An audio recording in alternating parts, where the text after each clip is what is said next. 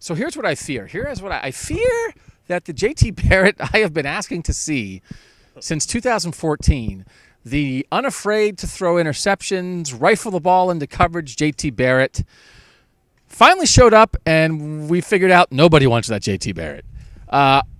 That JT Barrett made a lot of throws, a lot of contested throws. I wrote a whole story at the beginning of the year. JT Barrett has to make contested throws. He tried contested throws against Iowa. Didn't work.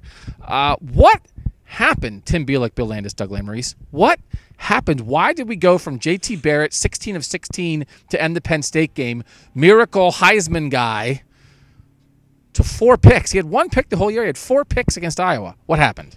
What do they say about gunslinger quarterbacks? You live by the gunslinger, you die by the gunslinger. We've seen that in the last 2 games. The living was last week against Penn State. The dying was this week. The first play, the pick 6 to Amani Hooker, who made a great read and picked that off.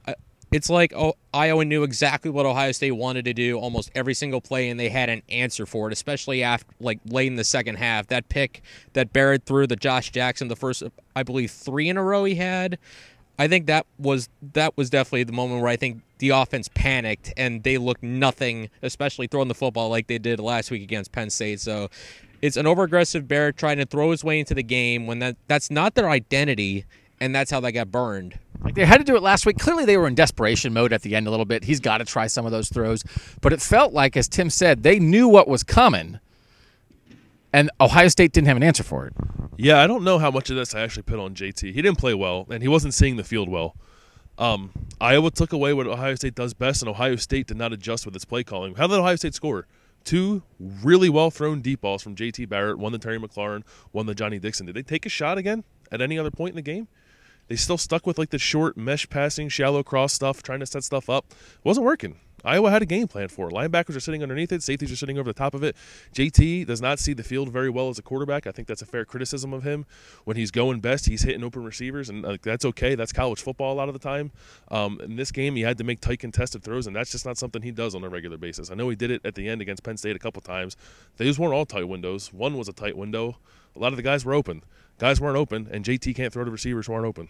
They throw the bubble screens on the perimeter with the perimeter passing game to get a defense to spread out a little bit. They didn't throw any of those against Iowa, which makes me think they must not have thought that the defense was packed in very much, that they didn't need to spread the defense out. So if the defense is already like that, then what would you do? I would hand the ball to J.K. Dobbins and run it up the middle.